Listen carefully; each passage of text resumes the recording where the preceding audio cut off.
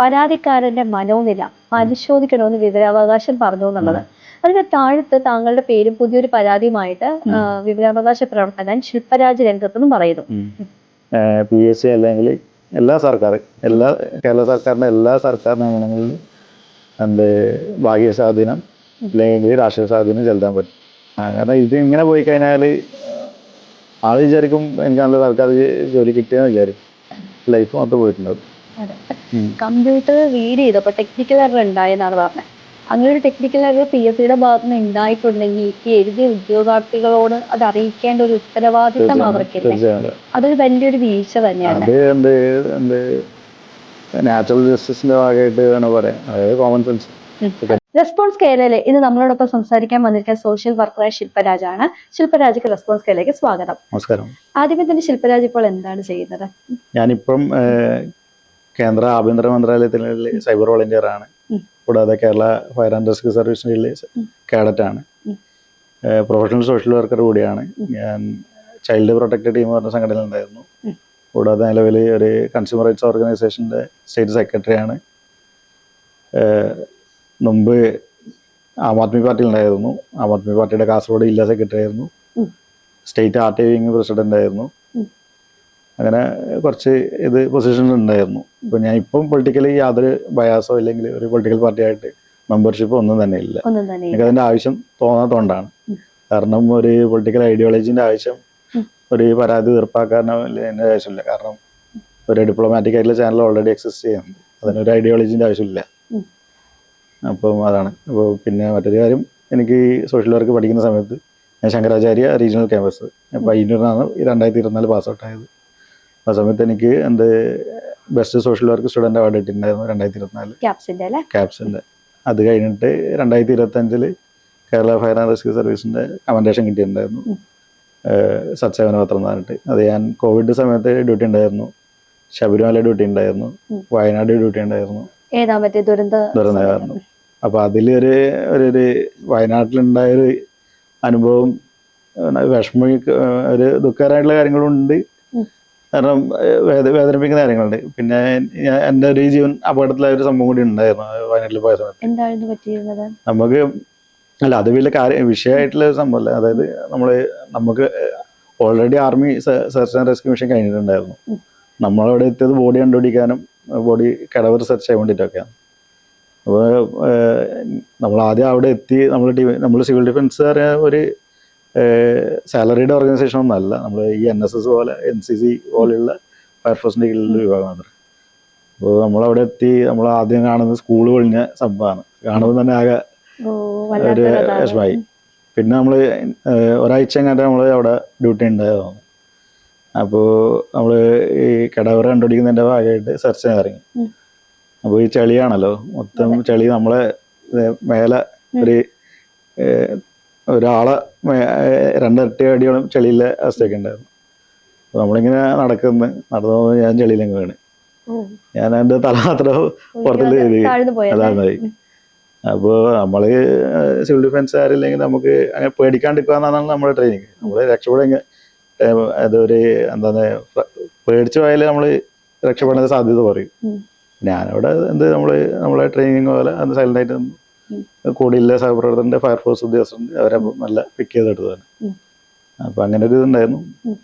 പിന്നെ ശബരിമല ഡ്യൂട്ടിയിൽ കുറേ ആൾക്കാർ നമ്മൾ തന്നെ ഏകദേശം മിനിമം ഒരു 20 ഇല്ലെങ്കിൽ 30ഓളം കേസുകൾ ഹാർട്ട് അറ്റാക്ക് ഇല്ലെങ്കിൽ ഹാർട്ട് അറ്റാക്ക് സ്പെസിഫിക് കാരണമില്ല, എന്നാലും CPR കൊടുക്കേണ്ട അവസ്ഥകൾ ഒക്കെ വന്നിട്ടുണ്ടായിരുന്നു. നമ്മൾ ഈ മേലെ താഴേക്കൂടെ മൊബൈൽ യൂണിറ്റുകളൊന്നുമില്ല. എന്താ എമർജൻസി നമ്മൾ നേരെ താഴേക്കോടും, നമ്മൾ സ്ട്രെച്ചർ എടുത്തിട്ട് മേലേക്ക് അങ്ങനെയുള്ള കുറച്ച് കാര്യങ്ങൾ. പിന്നെ ഒരു പ്രത്യേകത വെച്ചാൽ പരിഗണിക്കാൻ കാരണം, ഈ ഒരു കമൻഡേഷൻ പരിഗണിക്കാൻ കാരണം, ഇപ്പം നിലവിൽ കേരള സർക്കാരിൻ്റെ എല്ലാ ആംബുലൻസുകളിലും AED ഡിവൈസ്, അതായത് ഹാർട്ട് അറ്റാക്ക് വന്നാൽ ഒരു ഡിവൈസ് ഒക്കെ ഉണ്ട്, ഒരു എന്താ പറയുക ഇത് കൊടുക്കുന്ന ഒരു ഷോക്ക് കൊടുക്കുന്ന ടൈപ്പ്. അപ്പം അത് വെക്കാനുള്ള നിവേദനം ഞാൻ കൊടുത്തിട്ടുണ്ടായിരുന്നു. ഫോളോ അപ്പ് ചെയ്തതിൻ്റെ അടിസ്ഥാനത്തിൽ ഇപ്പം നിർബന്ധമാക്കിയിട്ടുണ്ട്. എല്ലാ 108 ആംബുലൻസുകളിലും AED നിർബന്ധമാക്കിയിട്ടുണ്ട്. പിന്നെ അതുകൂടാതെ സൂയിസൈഡ് പ്രിവെൻഷന് വേണ്ടിയിട്ടുള്ള ട്രെയിനിങ്, പ്രൊഫഷണൽ ട്രെയിനിങ് ഞാൻ നിവേദനം കൊടുത്തതിൻ്റെ അടിസ്ഥാനത്തിൽ സിവിൽ ഡിഫൻസിൻ്റെ സിലബസിൽ ഉൾപ്പെടുത്തിയിട്ടുണ്ടായിരുന്നു. അതിന് ആസ്പദമായ സംഭവം തിരുവനന്തപുരം ജില്ലയിൽ ഒരു മുമ്പ് ഒരു എനിക്ക് തോന്നുന്ന പേര് ഓർമ്മയില്ല, എന്നാലും ഒരു 2 ദമ്പതികൾ അവർക്ക് ലോണിന്റെ ഭാഗമായിട്ടോ ജപ്തിയുടെ ഭാഗമായിട്ടോ അവര് സൂയിസൈഡ് ചെയ്യാൻ വേണ്ടിട്ട് പോയി. റീസെന്റ് ഒരു 3 വർഷത്തിനുള്ളിലാവുന്നു. അപ്പോ അവര് സൂയിസൈഡ് മക്കളെ 2 പേരുണ്ടായിരുന്നു. എനിക്ക് അറിയായിരുന്നു. മക്കളെ 2 പേരും തടയാൻ നോക്കി. അപ്പൊ ഓൾറെഡി ഇവര് പോലീസുകാർ ഭീഷണി, ഇവർക്ക് സൂയിസൈഡ് ചെയ്യാനുള്ള ടെൻഡൻസി അവര് ഭീഷണിപ്പെടുത്താന്നുണ്ടായിരുന്നു.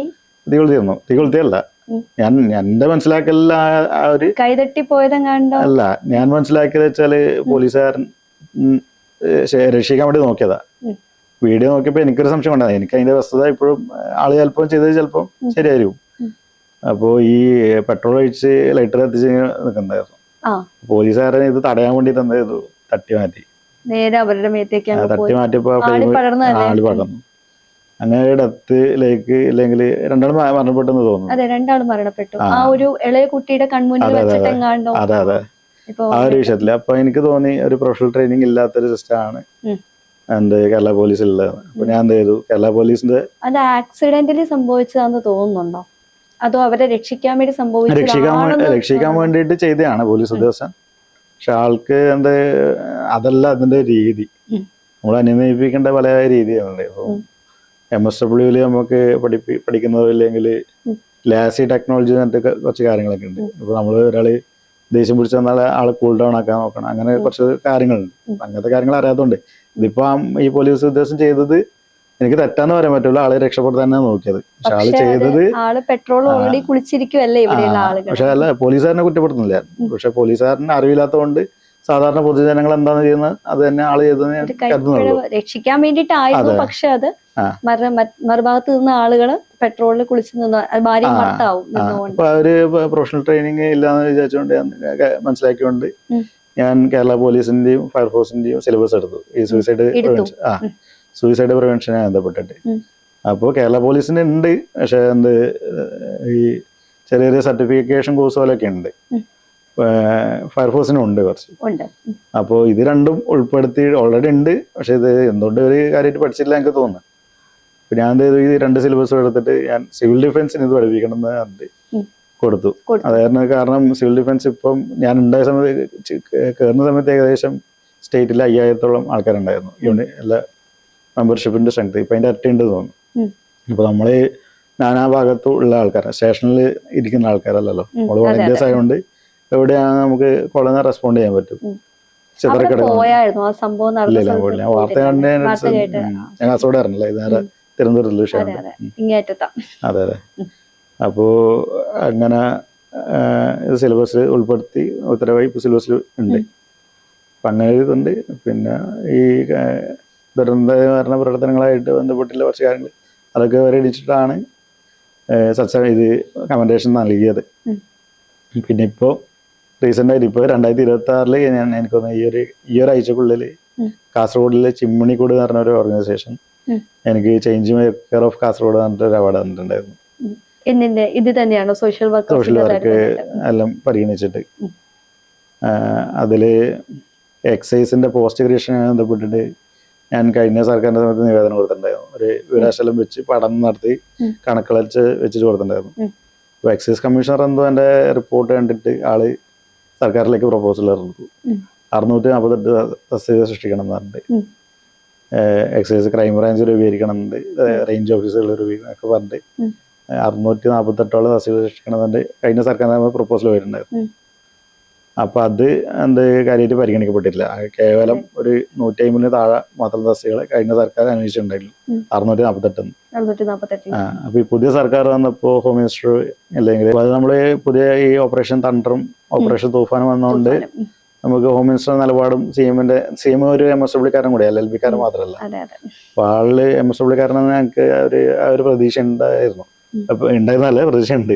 സോറി, പ്രതീക്ഷയുണ്ട്. കാരണം MSW-കാരന്റെ ട്രെയിനിങ് എക്സ്പോഷർ ലെവൽ അങ്ങനെ ആയതുകൊണ്ട് ആൾക്കാരായിട്ട് എങ്ങനെ സംസാരിക്കണം, നമുക്ക് കുറെ എത്തിക്സ് പ്രിൻസിപ്പിൾസ് കാര്യങ്ങളൊക്കെ ഉണ്ട്. അപ്പോ ആള് ആ രീതിക്ക് തന്നെ പോകുന്ന എനിക്ക് ഓർമ്മയുണ്ടായിരുന്നു. പിന്നെ ഹോം മിനിസ്റ്ററുടെ നിലപാടുകൾ ഒക്കെ ആയതുകൊണ്ട് ഞാൻ വെച്ചു ഇത് കാര്യമായിട്ട് എടുക്കുമെന്ന് കരുതി. ഇപ്പൊ നമ്മള് PSC റാങ്ക് ലിസ്റ്റ് ഹോൾഡേഴ്സ് ഇപ്പൊ നിലവിലെ PSC റാങ്ക് ലിസ്റ്റ് ഹോൾഡേഴ്സ് എന്നെ ബന്ധപ്പെട്ടിട്ടുണ്ടായിരുന്നു. നിങ്ങളൊന്ന് സഹായിക്കണം, ഈ ഒരു നിവേദനം കൊടുക്കാൻ അല്ലെങ്കിൽ റിപ്പോർട്ട് കൊടുക്കാൻ വേണ്ടിയിട്ട്, മിനിസ്റ്ററെ കാണാനൊക്കെ വേണ്ടിയിട്ട്. അങ്ങനെ നമ്മൾ PSC റാങ്ക് ഹോൾഡേഴ്സ് ഒക്കെ കൂടിയിട്ട് നിവേദനമാക്കി കഴിഞ്ഞ സർക്കാരിന്റെ സമിതി ഇങ്ങനെ പ്രൊപ്പോസൽ കൊടുത്തിട്ടുണ്ടായിരുന്നു. പക്ഷെ ഇത്ര മാത്രമേ പരിഗണിച്ചിട്ടുള്ളൂ.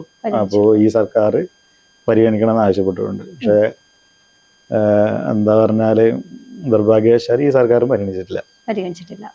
ഒരു ഹെഡ്ലൈൻ അല്ലെങ്കിൽ ഞാനൊരു വാർത്ത പോലെ ഞാൻ കണ്ടതാണ്. അതായത് പരാതിക്കാരന്റെ മനോനില പരിശോധിക്കണമെന്ന് വിവരാവകാശം പറഞ്ഞു എന്നുള്ളത്. അതിന്റെ താഴത്ത് താങ്കളുടെ പേര് പുതിയൊരു പരാതിയുമായിട്ട് വിവരാവകാശ പ്രവർത്തകൻ ശില്പരാജ് രംഗത്തെന്നും പറയുന്നു. ഇപ്പൊ ഈ ഒരു 2 ന്യൂസ് നമ്മൾ ഒരു തുടക്കത്തിലും വായിക്കുമ്പോൾ, ഒരു ക്യാപ്ഷനും വായിക്കുമ്പോൾ, വായിക്കുന്ന ആളുകളുടെ മനസ്സിലേക്ക് വരുന്ന പല പല ചിന്തകളുണ്ട്. ഇനി താങ്കളാണോ ഇനി ആ മനോനില പരിശോധിക്കണം എന്ന് പറഞ്ഞത്, അതോ വിവരാവകാശമാണോ പരിശോധിക്കണം എന്ന് പറഞ്ഞത്? അതിന്റെ ഒരു ക്ലാരിറ്റി നൽകാമോ? അതില് ഒന്നുള്ളൂ. ഇത് സാധാരണക്കാർക്ക് പെട്ടെന്ന് വിവരാവകാശത്തിനെ വെച്ച് അറിയാത്തോണ്ടുള്ള ഒരു തെറ്റിദ്ധാരണമാണ്. ഈ ഒരു ന്യൂസ് ചാനൽ വന്നതോ ഇല്ലെങ്കിൽ ആ ഒരു പ്രസിദ്ധീകരണത്തിൽ യാതൊരു മിസ്റ്റേക്ക് ഇല്ല. അതേ പറഞ്ഞാല് ഇത് വിവരാവകാശ മറുപടി എന്ന് പറയുമ്പോൾ ആൾക്കാരെ തെറ്റിദ്ധരിച്ചു വിവരാവകാശത്തിനിട്ട് മറുപടിയാണെന്ന്, വിവരാവകാശ അധികാരം എഴുതി തന്ന മറുപടിയാന്ന് ആൾക്കാരിൽ തെറ്റിദ്ധാരണ. പക്ഷെ എനിക്ക് കിട്ടിയിരിക്കുന്ന നോട്ട് ഫയലുകളാണ്. അപ്പോൾ ഞാൻ ഇതിന്റെ ഒരു ഹിസ്റ്ററി, ഈ ഒരു PSCയുടെ ഹിസ്റ്ററി നോക്കുകയാണെങ്കിൽ, എൻ്റെ പെറ്റീഷൻ ഹിസ്റ്ററി നോക്കുകയാണെങ്കിൽ, ഞാൻ 2025 6-ാം മാസം, അതായത് പകുതി വർഷത്തിന്റെ പകുതിയിൽ തന്നെ ഹൈക്കോർട്ടിലേക്ക് നേരിട്ട് നിയമനം നടന്നു കഴിഞ്ഞ ശേഷമാണോ? അല്ല, ഈ നിയമനമായിട്ടൊന്നും അതൊന്നും ആ സ്കോപ്പോ ആംഗ്ലോ ഞാൻ നോക്കിയിട്ടില്ല. എനിക്കിത് വിവരം ആ പരാതിയിൽ എന്തായിരുന്നു? ആ പരാതിയിൽ വ്യക്തമായിട്ടുണ്ട്. PSC അല്ലെങ്കിൽ എല്ലാ കേരള സർക്കാരിന്റെ എല്ലാ സർക്കാർ നിയമനങ്ങളിലും ഭാഗ്യ സ്വാധീനം അല്ലെങ്കിൽ രാഷ്ട്രീയ സ്വാധീനം ചെലുത്താൻ പറ്റും. അപ്പൊ അത് സ്വകാര്യ സർക്കാർ വേണം പറയും കമ്പ്യൂട്ടർ ബേസ്ഡ് എക്സാമിൽ അതിലൊന്നും ചെയ്യാൻ പറ്റൂല. പക്ഷെ ഞാൻ പറഞ്ഞത് സ്പെസിഫിക്കായിട്ട് കമ്പ്യൂട്ടർ ബേസ്ഡ് എക്സാമിൽ പെർഫെക്റ്റ് ഒക്കെ ആയിട്ട് തന്നെ പോകും. പക്ഷെ ഇത് പോകുന്ന ആൾ കയറി കഴിഞ്ഞാൽ പരീക്ഷ എഴുതി കഴിഞ്ഞിട്ട് ഇന്റർവ്യൂ ബോർഡിൽ കയറുമ്പോൾ ഫേവറബിൾ ആയിട്ടുള്ള ചോദ്യം ചോദിക്കാൻ പറ്റും. പരിചയക്കാരുണ്ടെങ്കിൽ ഫേവറബിൾ ആയിട്ടുള്ള ചോദ്യം ചോദിക്കാൻ പറ്റും. അതിൽ മാർക്ക് കയറാൻ പറ്റും. അതിന് വ്യക്തമായിട്ടുള്ള വീഡിയോ തെളിവ് ഞാൻ എടുത്തിട്ടുണ്ട്. അതുകൂടാതെ കുറച്ചും കൂടി ലിങ്ക്ഡ് അതിന് ശേഷം കുറച്ച് കോൾ റെക്കോർഡിങ്സും എനിക്ക് കളക്ട് ചെയ്യാൻ പറ്റിയിട്ടുണ്ടായിരുന്നു. ഇതൊന്നും ഞാൻ ഇങ്ങനെ ഹാക്ക് ചെയ്തിട്ട് കോൾ റെക്കോർഡിങ്സ് പറഞ്ഞാല്, അതായത് നമ്മുടെ സ്റ്റേറ്റിലെ ഒരു സെൻട്രൽ യൂണിവേഴ്സിറ്റിയായി ബന്ധപ്പെട്ടിട്ട്, ഏതാണെന്ന് സ്പെസിഫിക്കാൻ ഞാൻ പറയുന്നില്ല, സ്റ്റേറ്റിലൊരു സെൻട്രൽ യൂണിവേഴ്സിറ്റിയായി ബന്ധപ്പെട്ട് അവിടെയും പിൻവാതിൽ നിയമനം നടത്താൻ പറ്റുന്ന തെളിയിക്കുന്ന സംഭവം. അപ്പൊ അതില് നമ്മൾ വിചാരിക്കുന്ന പോലെ ഒരു പാർട്ടി ചെയ്യുന്നതല്ല. ഇപ്പോഴത്തെ ഭരിക്കുന്ന പാർട്ടി അതിൽ ഏതായാലും എനിക്ക് ഐഡന്റിഫൈ ചെയ്യാനോ ഇല്ലെങ്കിൽ അതിൽ പരാമർശിക്കാൻ യാതൊരു ഇതില്ല. പക്ഷെ എന്നിരുന്നാലും 2 പൊളിറ്റിക്കൽ പാർട്ടി ഇതിൽ ഇൻഫ്യൂസ്ഡ് ആയിട്ട് പ്രവർത്തിച്ചിട്ടുണ്ട്. ഇൻവോൾവ് ആണോ ചോദിച്ചാൽ ഫേവർ ചെയ്യുന്നതാണ്, ഇങ്ങോട്ട് പരസ്പരം. പൊളിറ്റിക്കൽ പാർട്ടിന്റെ സ്റ്റേറ്റ് ഹെഡിനോ ഇല്ലെങ്കിൽ ഒരു പാർട്ടിക്ക് അറിയണമെന്ന് നമുക്ക് അങ്ങനെ പറയാൻ പറ്റൂല. പക്ഷെ 2 പൊളിറ്റിക്കൽ പാർട്ടി ഉന്നതരാണ്, അല്ലെങ്കിൽ ഉന്നത സ്ഥാനം വഹിക്കുന്നവരാണ് ഈ ഒരു സെൻട്രൽ യൂണിവേഴ്സിറ്റിയിലെ ഒരു നിയമനം നടത്താൻ വേണ്ടിയിട്ട് ശ്രമം നടത്തിയത്. സെൻട്രൽ യൂണിവേഴ്സിറ്റിയിൽ PR ബന്ധപ്പെട്ടിട്ടുണ്ട്. അപ്പോൾ സെൻട്രൽ യൂണിവേഴ്സിറ്റി സെൻട്രൽ ഗവൺമെന്റ് കീഴിലായിരുന്നത്. എനിക്ക് സ്റ്റേറ്റിന് യാതൊരു ഇൻവെസ്റ്റിഗേറ്റീവ് അതോറിറ്റി ഇല്ലാന്നാണ് ഞാൻ മനസ്സിലാക്കുന്നത്. അപ്പോൾ ആ കോൾ റെക്കോർഡിങ്സും ഈ വീഡിയോ അടക്കമാണ് ഞാൻ ആദ്യം ഹൈക്കോടതിക്ക് കൊടുക്കുന്നത്. ഹൈക്കോടതിയും കോപ്പി ഇമെയിൽ വഴി അയച്ചത്. കാർബൺ കോപ്പി ഒരുവിധം എല്ലാ ഏജൻസികൾക്കും, ഇന്റലിജൻസ് മേധാവി, വിജിലൻസ് എല്ലാം കൊടുത്തിട്ടുണ്ടായിരുന്നു. പക്ഷെ അത് എനിക്ക് നടപടിയൊന്നും അറിയിച്ചിട്ടുണ്ടായില്ല. പിന്നെ ഞാൻ എന്ത് ചെയ്തു, അത് ഇമെയിൽ കുറച്ച് ഒരു ഒഫീഷ്യൽ മോഡൽ അല്ലാതെ തോന്നിയോണ്ട് ഞാൻ പിന്നീട് കറക്റ്റ് ആക്കിയിട്ട് ഒരു ഡ്രാഫ്റ്റ് ആക്കി PDF ആക്കിയിട്ട് പിന്നീട് അയച്ചു. അത് കഴിഞ്ഞ പിണറായി സർക്കാരിന്റെ സമയത്ത് തന്നെ അയക്കുന്നത്. അത് അയച്ച് എനിക്കൊന്ന് നവംബർ മാസത്തിലാണ് അയക്കുന്നത്. നവംബർ 12-ന് നവംബർ 12-നാണ് ഞാൻ പെറ്റീഷൻ ഫയൽ ചെയ്യുന്നത്. ഇപ്പോഴത്തെ ഈ പറഞ്ഞ ADGP ക്രൈംബ്രാഞ്ച്, ഈ അന്വേഷിക്കാൻ പോകുന്ന ക്രൈംബ്രാഞ്ച് തന്നെയാണ്. ക്രൈംബ്രാഞ്ചിനും വിജിലൻസിനും ആണ് ഞാൻ DGPക്കും അയച്ചത് മെയില് ഈ ഒരു പെറ്റീഷൻ ഫയൽ ചെയ്തത്. അപ്പോൾ അതിൽ ആകെ നടപടി എടുത്തത് വിജിലൻസ് മാത്രമായിരുന്നു. ക്രൈംബ്രാഞ്ച് ഭാഗത്ത് എനിക്ക് ഒരു കമ്മ്യൂണിക്കേഷൻ കിട്ടാത്തതുകൊണ്ട് പറയുന്നത്. നടപടി എടുത്തിനോ ഇല്ല എനിക്കറിയില്ല. കമ്മ്യൂണിക്കേഷൻ ഏതായാലും എനിക്കൊന്നും വന്നിട്ടില്ല. വിജിലൻസ് അത് എന്തായാലും ആ ഒരു പരാതി, ഈ എവിഡൻസ് ഇതൊക്കെ വെച്ചിട്ടുള്ള പരാതി എൻഡോസ് ചെയ്തിട്ടുണ്ടായിരുന്നു. എന്ത് പ്രിൻസിപ്പൽ ഡയറക്ടറേറ്റ് PARD. ഇപ്പൊ വിവാദത്തിൽ PRD ആണോ എനിക്കൊരു സംശയമുണ്ട്. PRD എന്ത് സർക്കാർ സെക്രട്ടേറിയറ്റ് വകുപ്പ് തന്നെയല്ലേ? ഉദ്യോഗസ്ഥഭരണ പരിഷ്കാര വകുപ്പ് തന്നെയാണോ? PRD വേറെ എന്തെങ്കിലും ഏജൻസി ആണല്ലോ. അപ്പൊ ഇത് തന്നെ ഉദ്ദേശിക്കുന്നത്. അപ്പൊ ഈ PARD അതായത് ഉദ്യോഗസ്ഥ ഭരണ പരിഷ്കാര വകുപ്പിനാണ് വിജിലൻസ് ശുപാർശ ചെയ്തത് ഇത് അന്വേഷിക്കാൻ വേണ്ടിയിട്ട്. ഈ അന്വേഷണത്തിന്റെ ഭാഗമായിട്ട് കിട്ടിയ ഉദ്യോഗസ്ഥനാണ് ഈ പരാതികളിലെ ഉള്ളടക്കം, കോൺഫിഡൻഷ്യാലിറ്റി കാര്യങ്ങളൊക്കെ വെച്ചിട്ട് എനിക്ക് മാനസിക രോഗം ഉണ്ടോ എന്നുള്ള സംശയം ഉണ്ടെന്നുള്ളൊരു പരാമർശം എനിക്ക് ഈ പരാതിക്കാരനായ MP ശിൽപ എനിക്ക് മാനസിക പ്രശ്നം ഉണ്ടോ എന്ന് സംശയിക്കേണ്ടിയിരിക്കേണ്ടതെന്ന്. അത് നോട്ട് ഫയലിൽ ഉൾപ്പെട്ട സംഭവമാണ്. വിവരാശത്തിന് കിട്ടിയ മറുപടി അല്ല. വിവരാശ അധികാരി വേറെ, ഇത് എഴുതിയ അധികാരി വേറെ.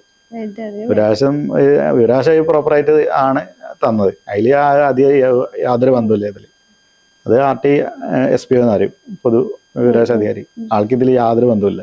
ആളെനിക്ക് എല്ലാ വിവരങ്ങളും ആവശ്യപ്പെട്ട വിവരങ്ങൾ സപ്ലൈ തന്നെ ചെയ്തത്. അപ്പോൾ അത് ജനങ്ങളുടെ ഒരു പൊതുധാരണ അതാണ്. ഈ RT എന്തോ അനാവശ്യ ചോദ്യം ചോദിച്ചുകൊണ്ട് അനാവശ്യ ചോദ്യത്തിൽ എൻ്റെ ദേശത്തിൽ എനിക്ക് മറുപടി എന്നാന്ന് ജനങ്ങൾക്ക് ഇടയിൽ എനിക്ക് ഉണ്ട് തോന്നുന്നത്. ശരിക്കും അതിലെ പരാതിക്കാരന്റെ മനോനില പരിശോധിക്കണം. ആ പരാതിക്കാരൻ താങ്കളാണ്. അവിടെയാണ് ക്ലാരിറ്റി ആർക്കും കിട്ടാതെ വന്നത്. ഏതാണ് പരാതിക്കാരൻ, ഈ പരാതിക്കാരന്റെ മനോനില പരിശോധിക്കണം എന്ന് പറയുമ്പോൾ ആരാണ് എന്നുള്ളൊരു ധാരണയാണ് അവിടെ വന്നത്. ഇപ്പൊ ഇത് പരാതിക്കാരൻ ഞാൻ തന്നെയാണ്. അപ്പോ ഈ പറഞ്ഞ റെഫറൻസ് മുമ്പുള്ള മീഡിയയിലൊക്കെ ഈ പറഞ്ഞ മീഡിയലിന്റെ പേരുണ്ട്, ഓൾറെഡി ഉണ്ട്, തന്നെ പറയുന്നുണ്ട്. എന്നിരുന്നാലും ഇത് ഈ ആൾക്കാരിലെ തെറ്റിദ്ധാരണ ഞാൻ മനസ്സിലാക്കിയത് വിരാസത്തിനുള്ള മറുപടി എന്നുള്ളത് മാത്രമാണ്. പിന്നെ ഇത് റീസെന്റ് ആയിട്ടുള്ള പരാതിയാണെന്നും ചില ആൾക്കാർക്ക് അതൊരു തെറ്റിദ്ധാരണയുണ്ട്. അതിന്റെ താഴത്ത് ഒരു ക്യാപ്ഷനില് പുതിയ പരാതിയുമായി രംഗത്തെന്ന് വന്ന് എഴുതിയിട്ടുണ്ടായിരുന്നു.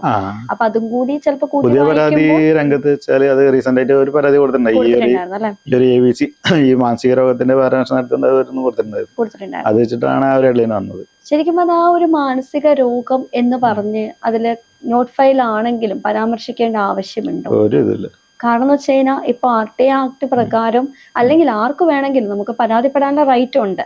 അപ്പൊ പരാതിക്കാരനെ എല്ലാവരെയും നമ്മളിങ്ങനെ മനോരോഗിയായിട്ട് ചിത്രീകരിക്കുന്ന ഒരു കാഴ്ചപ്പാട് തന്നെ വളരെ മോശമായിട്ടുള്ളത് തന്നെയല്ലേ? ഇത് ഞാൻ ഒന്നുകൂടി പറഞ്ഞത് RTക്കുള്ള മറുപടിയല്ല. ഇത് പരാതി തീർപ്പാക്കാൻ വേണ്ടിയിട്ടുള്ള നടപടികളിൽ സ്വീകരിച്ച തീരുമാനങ്ങളിൽ ഔദ്യോഗിക രേഖയിൽ ചേർക്കപ്പെട്ട സംഭവങ്ങളാണ്.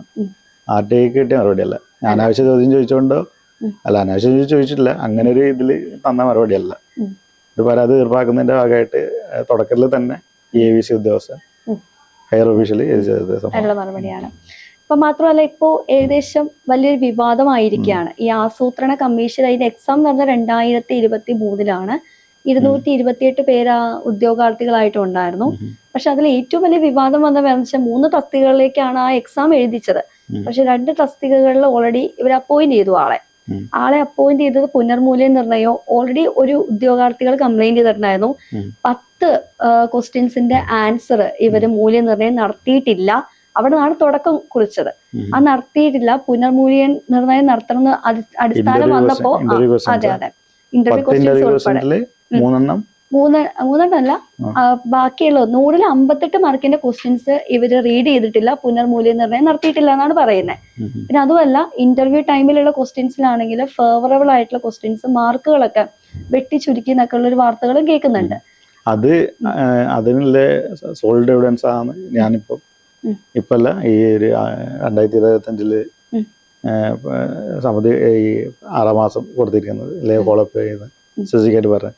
വേറെ മറ്റുള്ള പരാതികൾ അതിൻ്റെ അകത്ത് മെയിനായിട്ട് വന്നിട്ടില്ല. ഞാൻ സ്പെസിഫിക്കായിട്ട് റിപ്പോർട്ട് ചെയ്ത കാര്യം ഇതാണ്. PSCയിൽ കമ്പ്യൂട്ടർ ബേസ്ഡ് എക്സാമോ അതിലൊന്നും ചിലപ്പോൾ ഒന്നും ഉണ്ടാവണമെന്നില്ല, ഒരു തെറ്റ് വരാൻ സാധ്യതയില്ല, കമ്പ്യൂട്ടർ ബേസ്ഡിലൊന്നും വരാനില്ല. ഇത് ഞാൻ വ്യക്തമായിട്ട് പറഞ്ഞിരിക്കുന്നത് ഇന്റർവ്യൂ കോഡ്, ഇന്റർവ്യൂ നടത്തുന്ന സമയത്ത് ആൾക്ക് ഫേവറബിൾ ആയിട്ടുള്ള ചോദ്യം ചോദിക്കാം.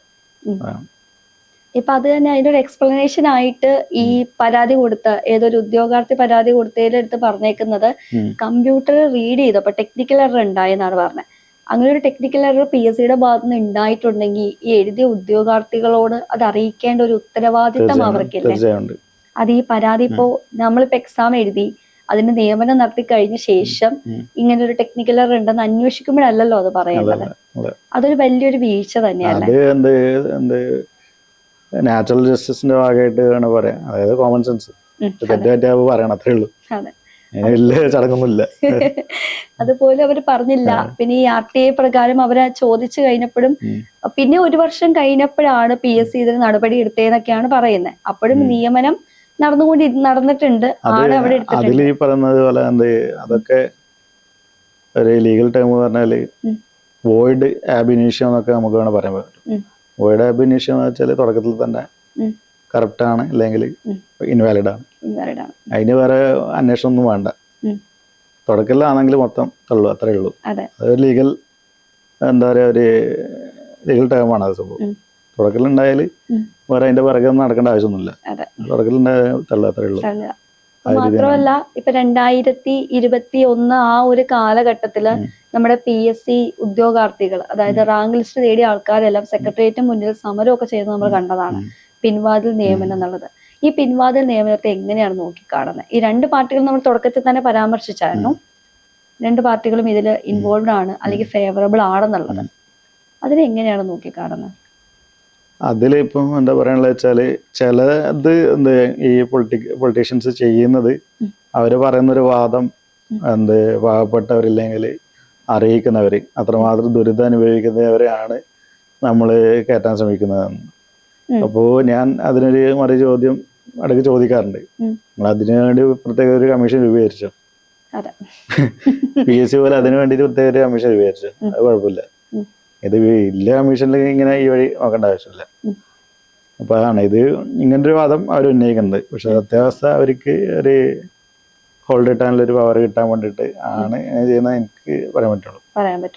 കാരണം ഇത് ഇങ്ങനെ പോയി കഴിഞ്ഞാല് ആള് വിചാരിക്കും എനിക്ക് നല്ല സർക്കാർ ജോലി കിട്ടിയെന്ന് വിചാരിക്കും. പക്ഷെ ലൈഫ് മൊത്തം പോയിട്ടുണ്ടാവും. കാരണം ഈ പൊളിറ്റിക്കൽ പാർട്ടിക്ക് എന്താ വെച്ചാൽ ചെയ്ത് കൊടുത്തുകൊണ്ടിരിക്കണ്ടേ. അവർക്ക് എന്തും വേണം നിങ്ങൾ ചെയ്യാം. അവര് പറഞ്ഞ ഒരു ജീവനക്കാരന് ചെയ്യാൻ പറ്റുള്ളൂ. ഇപ്പൊ ഏതോ ഒരു PSCക്ക് കൊടുക്കാതെ 10 അറ്റൻഡർമാർ അത് ഇവര് സ്വയം ഫേവറബിൾ ആയിട്ട്, അതായത് PSC ഡയറക്ടറിന്റെ ഡ്രൈവറിന്റെ ഭാര്യനെ നിയമിച്ചു. അതേപോലെ പിണറായി വിജയന്റെ രക്ഷകനായ ഗൺമാന്റെ അളിയനെ ബന്ധു നിയമനമൊക്കെ നടത്തി എന്നൊക്കെ ഒരു വാർത്ത കേട്ടതാണ് ആ ഒരു സമയം. അതില് ഞാൻ സത്യം പറഞ്ഞാൽ അത് നോക്കിയിട്ടില്ല. ചില കേസുകളിൽ ഈ ഗവൺമെന്റ് കേസൊക്കെ ആണെങ്കിൽ സ്പെഷ്യലായിട്ട് ഓർഡർ വെക്കാനുള്ള അധികാരമുണ്ട്. മറ്റുള്ള ഞാൻ സത്യം പറഞ്ഞാൽ നോക്കിയിട്ടില്ല. ഇത് മറ്റുള്ള പിൻവാതിൽ നിയമം ഞാൻ പറഞ്ഞില്ലേ, ഈ ഒരു പിൻവാതിൽ നിയമത്തിന് ഞാൻ മൊത്തത്തിൽ എതിരാണ്. എനിക്ക് ഈ സംഭവം അറിയാത്തോണ്ടാണ്. പിൻവാതിൽ നിയമം നടത്തിയിട്ട് ഞാൻ ഈ പരാതിയിൽ ഈ ഒരു ഇഷ്യൂ മാത്രമല്ല പരാമർശിച്ചിരിക്കുന്നത്. ഇത് തടയാൻ വേണ്ടിയിട്ടുള്ള 2 അഭിപ്രായങ്ങളില്ലെങ്കിൽ കാര്യങ്ങൾ നടപ്പിലാക്കണം എന്ന് പറഞ്ഞിട്ടുണ്ടായിരുന്നു. അതായത് PSC മാത്രമല്ല, സർക്കാരിലെ, ഞാൻ ഈ PSC മാത്രമല്ല കേട്ടോ പറയുന്നത്, സർക്കാരിലെ എല്ലാ ഇന്റർവ്യൂകളിലും ഇത് സാധ്യമാണ്, ഈ ഒരു ക്രമക്കേട് സാധ്യമാണ്. അപ്പൊ ഇത് തടയാൻ വേണ്ടിയിട്ട് ഞാൻ നിർദ്ദേശത്തിൽ മുന്നോട്ട് വെച്ച 2 കാര്യങ്ങൾ: ഇന്റർവ്യൂ ക്വസ്റ്റ്യനേഴ്സുകൾ ക്രമാതീതമായിട്ട്, അതായത് മനസ്സിലാവാത്ത രീതിയിൽ ഷഫിൾ ചെയ്യുന്ന രീതിക്ക്, അതായത് ഇന്റർവ്യൂ ബോർഡിലേക്ക് എത്തുമ്പോൾ ഷഫിൾ ചെയ്യപ്പെടണം. കൂടാതെ ഈ ഇന്റർവ്യൂ റൂം മൊത്തം ക്യാമറ റെക്കോർഡിംഗ് ആയിരിക്കണം. ഈ 2 നിർദ്ദേശങ്ങൾ മാത്രമേ വെച്ചിട്ടുള്ളൂ. ഇത് വെച്ചാൽ തന്നെ അവർക്കൊന്നും ചെയ്യാൻ പറ്റൂല. കാരണം ഈ ക്വസ്റ്റ്യനർ വന്നതും അവർക്ക് മനസ്സിലാവില്ല. അതുകൊണ്ട് ചിലപ്പോ അവിടെയും ചിലപ്പോൾ തീരുമാനം വേണ്ടി ചിലപ്പോൾ പറ്റും. പക്ഷെ ക്യാമറ റെക്കോർഡിംഗിൽ പിടിച്ചോളൂ. ക്യാമറ റെക്കോർഡിംഗ് അനലൈസ് ചെയ്താൽ പിടിക്കാൻ പറ്റുമല്ലോ. പക്ഷെ അവരത് അങ്ങനെ വയ്ക്കുമെന്ന് തോന്നുന്നുണ്ടോ? അത് അല്ല, അതിനുള്ള നടപടി സ്വീകരിച്ചില്ല. ഏതായാലും ഞാൻ പറഞ്ഞ നിർദ്ദേശം സ്വീകരിച്ചിട്ടില്ല. അത് വേണമെന്നാണ് ഞാൻ പറയാനുള്ളത്. ഈ സർക്കാരിൽ പ്രതീക്ഷയുണ്ട്. കാരണം ഞാൻ പറഞ്ഞില്ലേ, CM ഒരു MSW കാരനും കൂടിയാണ്, LLB കാരനും കൂടിയാണ്. ഹോം മിനിസ്റ്റർ ശക്തമായിട്ട് നിലപാടുകളാണ് എടുക്കുന്നത്. ഡ്രഗ് നാർക്കോട്ടിക്സിന് അഗേൻസ്റ്റ് ആണെങ്കിലും, തൂഫാനാണെങ്കിലും, എക്സൈസ് മിനിസ്റ്റർ തണ്ടറിനാണെങ്കിലും ഒക്കെ ഉണ്ട്. ഇതുണ്ട്. അപ്പൊ ആ ഒരു വിശ്വാസത്തിലാണ് ഞാൻ ഇതിപ്പോ മുന്നോട്ട് വരാൻ കാരണം. ഇല്ലെങ്കിൽ ഞാനും കുറച്ച് ഡോർമെന്റ് ആയി പോണ്ടാണ്. കഴിഞ്ഞ സർക്കാരിന്റെ ഒരു ഇതിലാണെങ്കിലും ഇത് എത്തണമെന്നില്ല. ഇതിപ്പോ ഒരു ഹോം മിനിസ്റ്ററുടെ ഒക്കെ ഒരു നിലപാട് കണ്ടുകൊണ്ട് ഞാൻ ഒന്നും കൂടി എടുത്ത് കൊടുത്തിരിക്കുന്നത്. ഈ SFI-കാരനായിരുന്നില്ലേ പണ്ട് പഠിച്ച സമയത്ത് അല്ലെ? പഠിച്ച സമയത്ത് SFI-കാരനാന്ന് വെച്ചാൽ ഞാൻ സ്വാഭാവികമായിട്ടും കമ്മ്യൂണിസ്റ്റിലേക്ക് പൊളിറ്റിക്സിലേക്ക് വരുന്നത് പൊളിറ്റിക്സിലേക്ക് വരുന്നല്ലേ, അങ്ങനെ ഒരു വലിയ മെമ്പർഷിപ്പ് കാര്യങ്ങളൊന്നും നമുക്ക് ഉണ്ടില്ല. പറഞ്ഞാല് ഞാൻ സ്വാഭാവികമായിട്ടും രാഷ്ട്രീയ ഒരു ബോധം എനിക്ക് സൃഷ്ടിക്കപ്പെട്ടത് കമ്മ്യൂണിസ്റ്റിലെ കൂടി തന്നെയാണ്.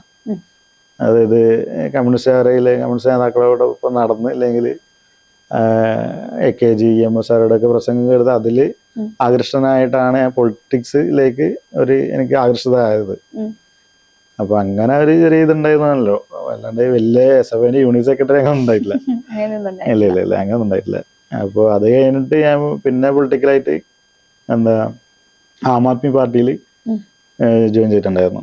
കേജ്രിവാളിന്റെ നിലപാടുകൾ കാര്യങ്ങളൊക്കെ കണ്ടുകൊണ്ട് ആള് നടപ്പിലാക്കിയ കാര്യങ്ങളാണ് ഇപ്പോഴും ഇപ്പോഴത്തെ കോൺഗ്രസ് സർക്കാരായാലും ഇപ്പോഴത്തെ സൗജന്യ ബസ് യാത്ര, അതടക്കം ആം ആദ്മി പാർട്ടി കേജ്രിവാള് പണ്ട് നടപ്പിലാക്കിയ സംഭവങ്ങളാണ്. ഡൽഹിയിൽ നടപ്പിലാക്കി പല സർക്കാരുകളും പ്രചരണത്തിന് അത് തന്നെ ഉപയോഗിക്കുകയും ചെയ്യുന്നത്. എന്ന് വെച്ചാൽ ഞാൻ ഇപ്പോൾ പൊളിറ്റിക്കൽ പാർട്ടി ഇല്ല, ആം ആദ്മി പാർട്ടി റിസൈൻ ചെയ്തിട്ടുണ്ട്. ഇപ്പൊ എത്ര നാളായി റിസൈൻ ചെയ്തിട്ട് ഏകദേശം 1 വർഷത്തിലധികമായിട്ടുണ്ടാവും. എന്തായിരുന്നു കാരണം? മൊത്തത്തിൽ വിട്ടു നിൽക്കാനായിരുന്നോ? മൊത്തത്തിൽ വിട്ടേക്കാൻ കാരണം വെച്ചാല് പാർട്ടിക്ക് എതിരായിട്ടോ ഇല്ല എനിക്കെതിരായിട്ടുള്ള നടപടിയൊന്നല്ല. ആം ആദ്മി പാർട്ടിക്ക് കാര്യമായിട്ട് ഒരു വിഷയത്തിൽ ഇടപെടാൻ പറ്റൂല എന്ന് എനിക്ക് മനസ്സിലാക്കിയോണ്ട് മാത്രമാണ്, അല്ലാണ്ട് എനിക്കെതിരെ ആരോപണമൊന്നും വന്നിട്ടൊന്നും ഉണ്ടായിട്ടില്ല. തുടങ്ങിയ സമയത്ത് മാത്രമല്ല, ആം ആദ്മി പാർട്ടിക്ക് ആം ആദ്മി പാർട്ടിയിൽ എനിക്ക് ഇപ്പോഴും വിശ്വാസമുണ്ട്. ഞാൻ അതിൽ എതിർപ്പും പറയുന്നില്ല.